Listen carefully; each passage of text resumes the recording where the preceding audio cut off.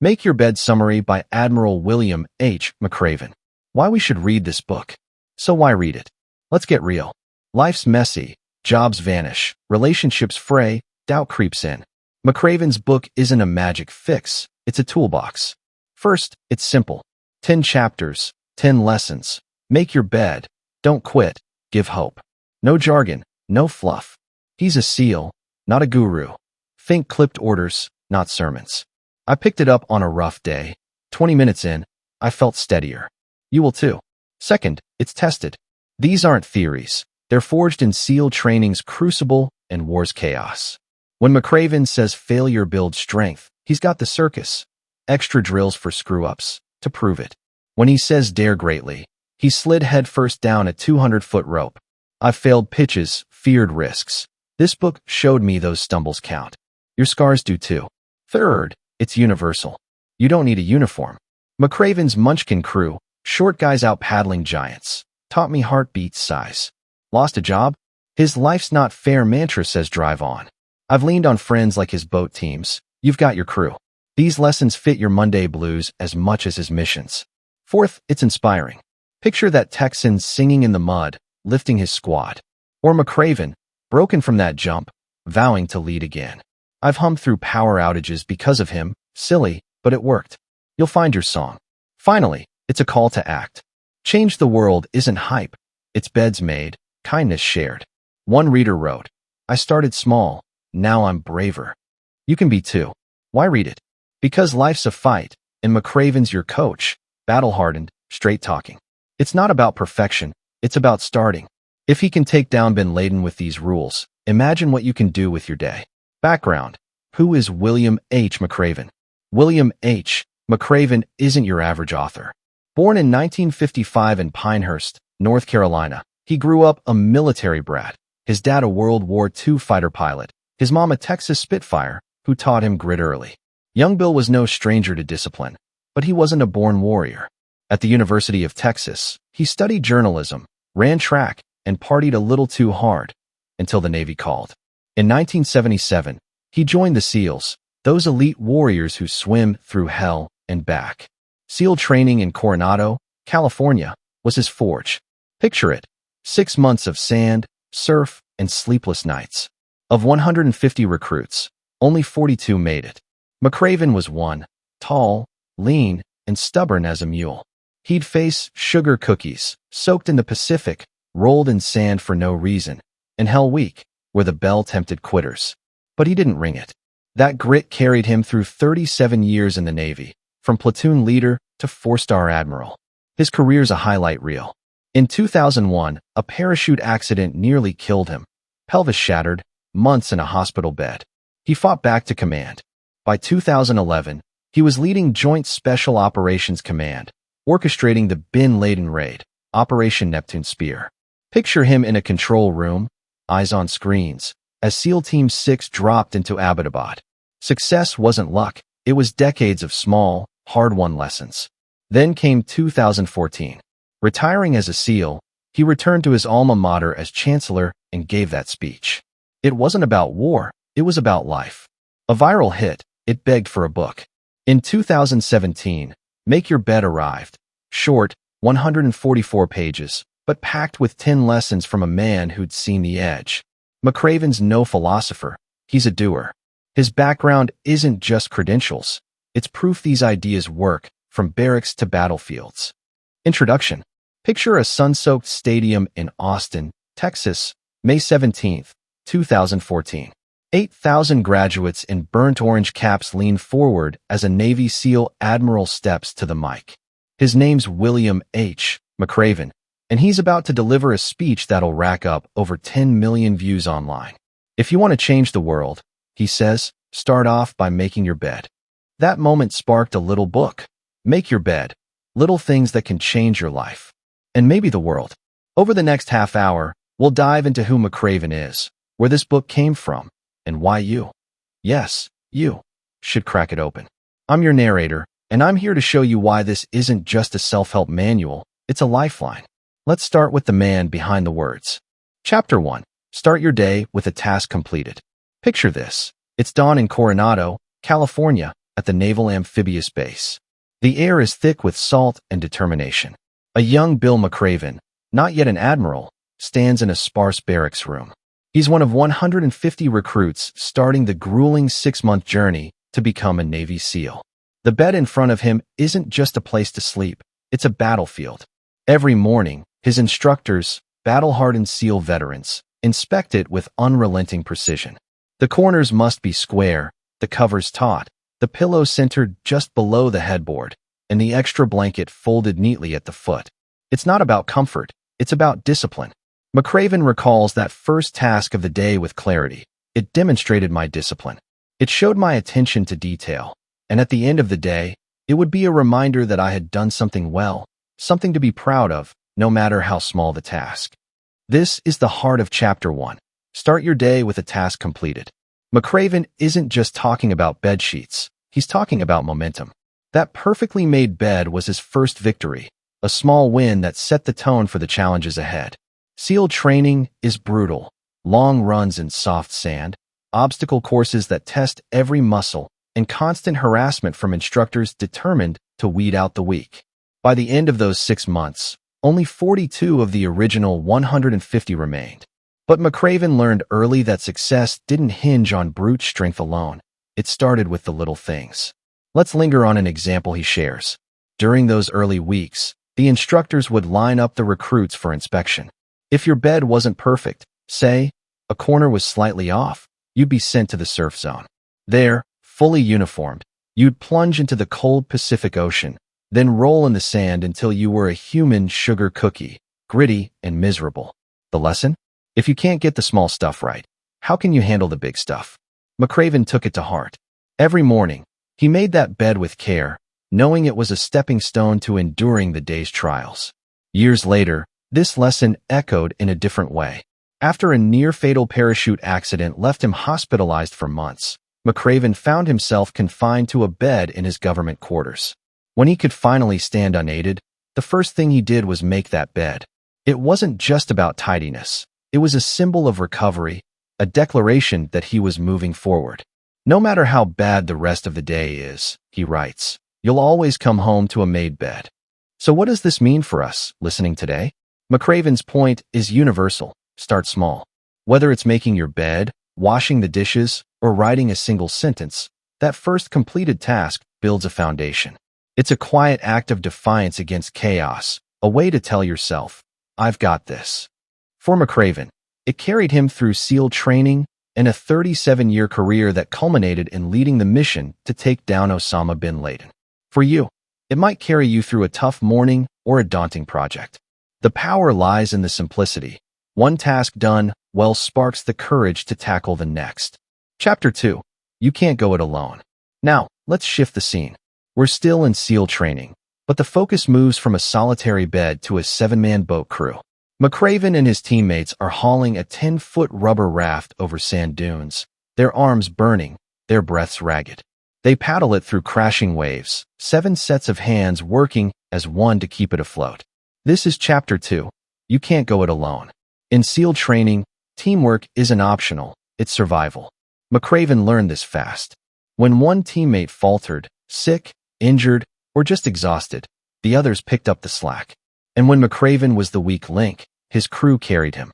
He paints a vivid picture, 7 recruits, diverse in every way, tall, short, strong, wiry, bound by a shared goal. One day, a teammate fell ill during a paddle across the Pacific. The crew didn't hesitate. They redistributed the weight, dug deeper, and got that raft to shore. No one can endure combat alone, McRaven reflects. It takes a team to get you to your destination in life. But this lesson hit harder years later. In 2001, McRaven suffered that parachute accident. His pelvis shattered, his body broken. For months, he lay in a hospital bed, his career in jeopardy. Enter his boss, a fellow SEAL who saw his potential. Instead of letting the medical board sideline him, this man found a loophole, keeping McRaven in the game. Then there was his wife, Georgianne, who stood by him through the pain and uncertainty. I needed help, McRaven admits. And I got it from those who had faith in me. Let's pause on that. Faith. It's not just about physical help, it's about belief. Throughout his career, McRaven leaned on mentors, teammates, and family who put their reputations on the line for him. One striking example comes from his time as a junior officer. A senior leader took a chance on him, giving him a critical assignment despite his inexperience. That trust propelled him forward, shaping the leader he'd become. For us, this chapter is a wake-up call. Life's a boat ride, and you're not the only one paddling. Think about it. Who's in your crew? Maybe it's a friend who listens when you're down, a coworker who covers for you, or a family member who pushes you to keep going. McRaven's SEAL crews weren't perfect. They argued, they stumbled, but they stuck together. And that's the point. You don't need superheroes. You need people. He drives it home with a challenge. Build those relationships. Respect them. Rely on them.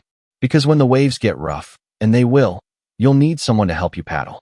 In SEAL training, it was about survival. In life, it's about thriving. McRaven's career, from the barracks to the Pentagon, was built on this truth. Alone, you sink. Together, you soar. Chapter 3. Only the size of your heart matters. Let's rewind to a moment before McRaven even started SEAL training. He's visiting Coronado, scoping out the base. In a quiet corner, he spots a thin, unassuming man studying old photos. McRaven, tall and muscular, sizes him up and thinks, I've got this guy beat. Pride swells in his chest. He's ready to crush it. Then someone whispers the man's name, Tommy Norris. A legend. A Medal of Honor recipient who'd taken on impossible odds in Vietnam. Suddenly, McRaven's swagger fades. I was wrong, he writes. It wasn't about size or strength. It was about heart. Welcome to Chapter 3. Only the size of your heart matters. In SEAL training, this lesson unfolded daily. McRaven's class started with 150 recruits, but the real test wasn't physical. It was grit. Take the Munchkin crew, a boat team of shorter guys, none over 5'5". There was an American Indian, an African American, a Polish American, a Greek American, an Italian American, and 2 Midwesterners. The taller recruits mocked their little flippers, but when it came to paddling, swimming, and running, the Munchkins outshone everyone. They weren't the biggest, but they had the biggest hearts, determination, unity, and sheer will. McRaven saw this again in combat. He recalls a soldier he met in Iraq, a young man who'd lost both legs to a bomb blast. Lying in a hospital bed, tubes everywhere, this soldier didn't complain. Instead, he told McRaven, Sir, I just want to get back to my unit. That's heart. Courage that defies circumstance. The Admiral flips the script here. Society loves to judge height, wealth, status, but SEAL training stripped that away. It was about proving something, he writes. That size didn't matter. That color didn't matter. That money didn't make you better. Determination and grit were always more important than talent. For us, this is liberating. You don't need to be the strongest, the smartest, or the richest. You need heart. Think of someone you admire, not for their resume, but for their spirit. Maybe it's a teacher who never gave up on you, or a friend who faced loss with grace. McRaven's point is clear. That's what counts. In SEAL training, it was the Munchkins who taught him this. In life, it's the quiet heroes who remind us. So measure yourself by your heart, your compassion, your resolve. That's the yardstick that matters. Chapter 4. Life's not fair. Drive on. Imagine standing in formation, dawn breaking over the SEAL training base. McRaven's boots are planted in the sand, his bed made with military precision, corners squared, blanket taut. He's proud. Then an instructor storms up, flips the covers, and snarls, not good enough. No explanation. Into the ocean McRaven goes, waves crashing over his uniform, then rolls in the sand until he's a soggy, gritty sugar cookie. Why? No reason. The bed was fine. Life's not fair. The instructor growls and walks away. Welcome to Chapter 4. Life's not fair. Drive on. This wasn't a fluke. SEAL training was a masterclass in randomness. One day, McRaven's boat crew crushed a race. First to shore, paddles raised in triumph. Their prize? 50 push-ups while the losers lounged. Another time, he nailed a swim test, only to redo it because someone else flubbed theirs. Fairness didn't exist. Get over it, the instructors drilled into them. McRaven learned to shrug off the sting and keep moving. You can't change the injustice, he writes. You can only change your response. Years later, this lesson bore scars. In 2001, McRaven leapt from a plane at 10,000 feet, his parachute tangling midair.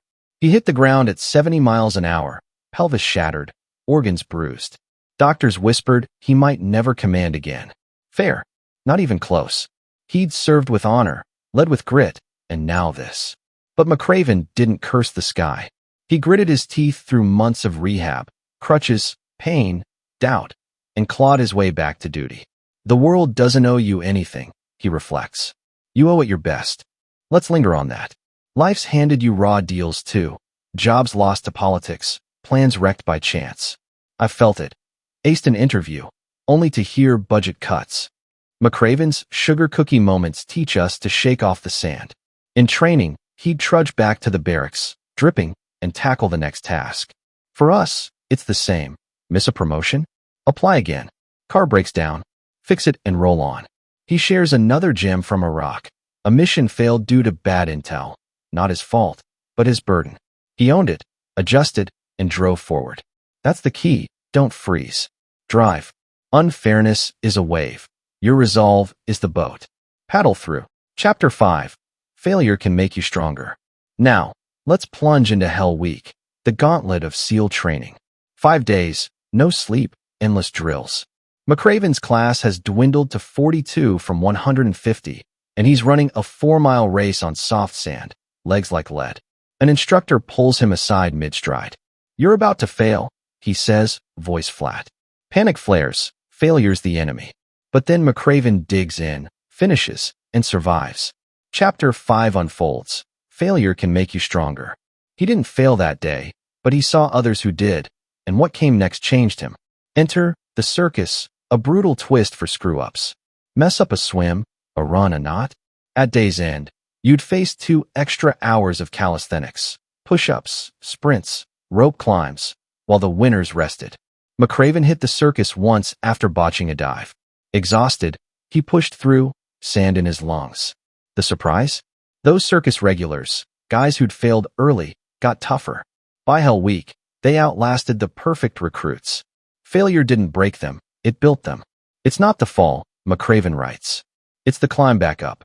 Take his classmate, John. A star swimmer, John choked during an underwater drill, 50 meters, no breath. He surfaced early, quit that night. Meanwhile, a scrawny kid who'd nearly drowned in week 1 kept going, circus after circus, and graduated. Failure weeded out talent, but honed grit. McRaven saw this again in 2004, commanding in Iraq. A raid he planned flopped, men hurt, goals missed. He faced his superiors, took the heat, and refined his approach. That stumble sharpened the tactics that later nailed Bin Laden. For us, this is gold. Failure's universal. I've bombed pitches, burned dinners, lost bets. You've got your own flops. But McRaven's circus crew proves it. Falling teaches rising. Lost a client? You learned resilience. Tanked a test? You studied smarter. He recalls a SEAL who flunked out, only to return years later, tougher, and make it. Failure's not final, it's fuel. Next time you crash, picture the circus. Stand up. You're forged in that fire. Chapter 6. You must dare greatly. Let's climb now. Up the rope course, 3 stories above the SEAL training ground.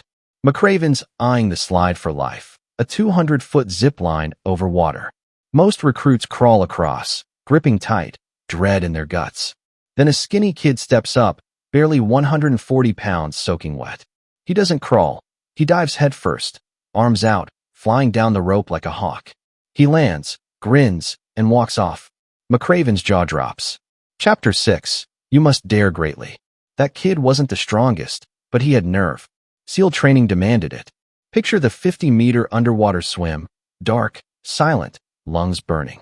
McRaven's first go? He thrashed, surfaced, failed. Fear won.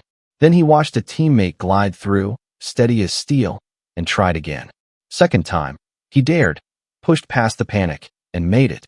Courage isn't absence of fear, he writes. It's action through it. This defined his career. In Afghanistan, McRaven faced a do-or-die call, a raid with shaky intel, high stakes. Safe meant delay, daring meant go. He chose go, trusted his team, rolled the dice.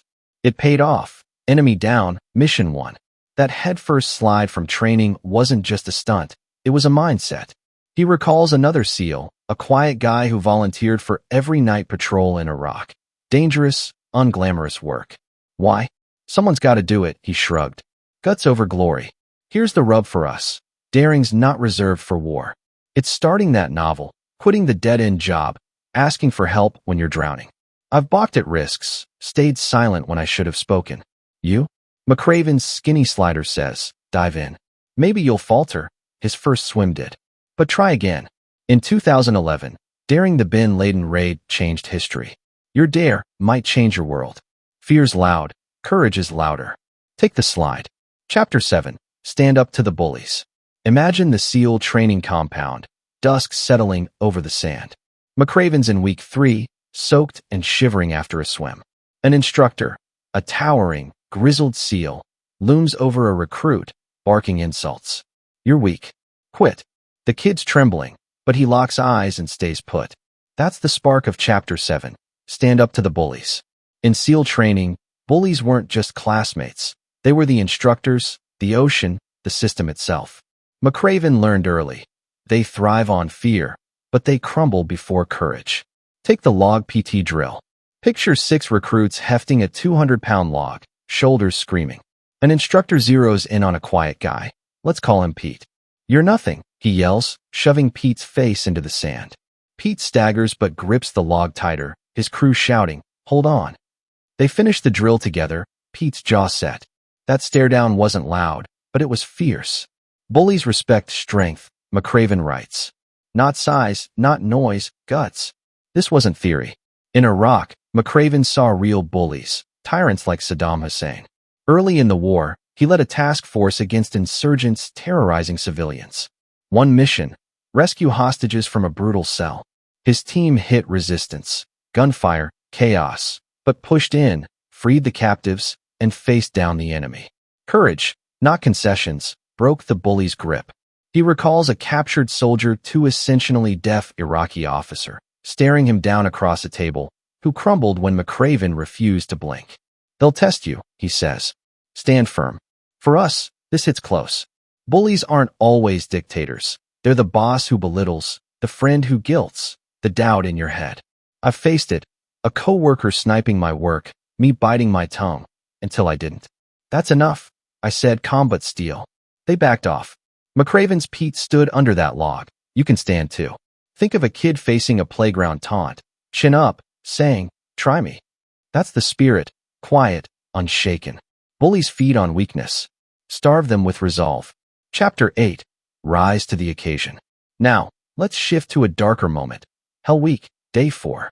McRaven's class is down to 33, shivering in the mud flats, a frigid wind cutting through. An instructor offers mercy. Ring the bell 3 times, and this ends. Hot coffee, warm beds. Silence. Then, a voice croaks from the muck. A recruit starts singing, off-key but defiant. Sweet Caroline. Others join, raspy, ragged. The instructors scowl, but the mood lifts. Chapter 8. Rise to the occasion. That song wasn't talent. It was spirit. McRaven watched as men, broken by cold and hunger, found something deeper. In your darkest hour, he writes, you can be your best. He saw it again in combat. In Afghanistan, a young SEAL, wounded in a firefight, dragged his bleeding buddy to safety while returning fire, one-handed. Medics said the guy should have died. He didn't. He rose. Another story, McRaven's own test. After his 2001 parachute crash, pelvis smashed, career on ice.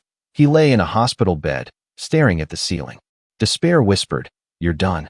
But he thought of his men, still in the fight, and vowed to lead again. Months of rehab later, he did, commanding through pain. Greatness isn't born, he says. It's summoned. This is ours to claim. Life's mud flats hit hard. Grief, layoffs, betrayal. I've been there. A family loss, me numb, until I cooked dinner for my mom, just to see her smile. Small, but I rose. You've done it too. Stayed late to help a friend, pushed through a brutal day. McRaven's singers didn't quit. That wounded SEAL didn't fold. When the bell tempts, sing instead. Rise. Chapter 9. Give people hope. Let's stay in that mud flat, voices fading. One recruit, a wiry Texan, keeps singing. Louder now, grinning through chattering teeth. God bless America. The others laugh, then join. It's absurd, but it works. Hope flickers. Chapter 9. Give people hope. McRaven saw it. That Texan didn't solve the cold, but he lit a spark. Hope is a gift, he writes. Share it. He saw it bigger in war. In Iraq, a Marine lost his leg to a bomb. McRaven visited, expecting gloom. Instead, the guy cracked a joke. At least I'll save on shoes. Then he asked about his squad, still fighting. That humor, that care, lifted everyone in the ward. Hope spread. McRaven recalls another time, briefing troops before a risky op. He didn't sugarcoat. It's tough, but we're tougher.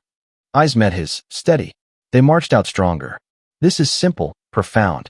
You don't need miracles, just light. I've seen it. A coworker down, me saying, "You've got this," and watching her rally. "You've done it," texted a friend mid-crisis. "I'm here." McRaven's Texan sang. That Marine laughed. Hope's contagious. Today, try it. Smile at a stranger, cheer a kid's scribble.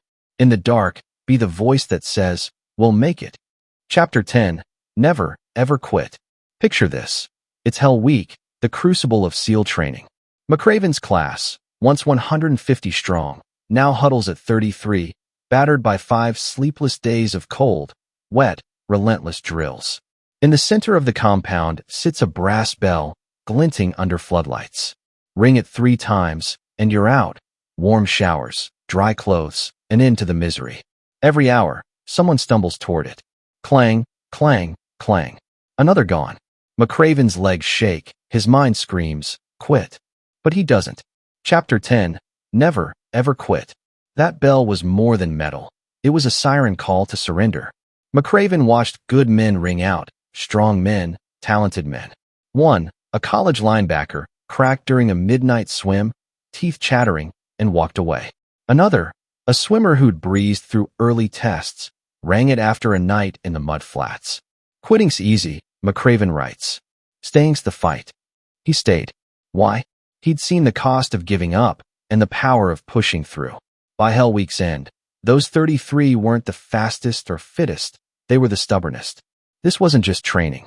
In 2001, McRaven's parachute failed mid-jump, pelvis shattered, career dangling. Quitting meant retiring, fading out. He could have. Instead, he clawed back. Months of rehab, pain swallowing him whole, until he stood again, commanding. The bell's always there, he says. Don't ring it. He saw it in war too. A SEAL team in Afghanistan, pinned by enemy fire, low on ammo. Their leader, bleeding, rallied them. One more push. They held the line, won the day. Quitting wasn't an option. Let's sit with that. Life's got its own bell. Divorce papers, rejection letters, that voice saying, "You're done." I've heard it. A project tanked, me ready to walk, until I didn't, and fixed it. You faced it too. A breakup, a flunked exam, a lost job. McRaven's 33 didn't ring out. That seal didn't fold. The lesson? Endure. One step past impossible. Hell Week ended. The parachute healed. The firefight turned. Quitting's a choice. Don't make it. Hang on, and you'll see what's on the other side. Conclusion. Changing the world, one bed at a time. Now, let's step back to May 17th, 2014.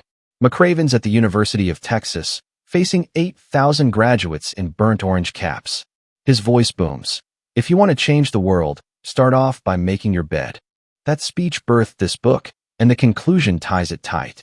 10 lessons, small acts, big impact. He reflects on his 37 years as a SEAL, leading the Bin Laden raid, rescuing hostages, enduring loss. None of it was solo. None of it was instant. It was daily grit, beds made, teams built, hope shared. He paints a final picture. A wounded soldier in Iraq, leg gone, smiling at his squad. You'll be okay, McRaven told him. The kid nodded, hope alive. That's the thread. Little things ripple.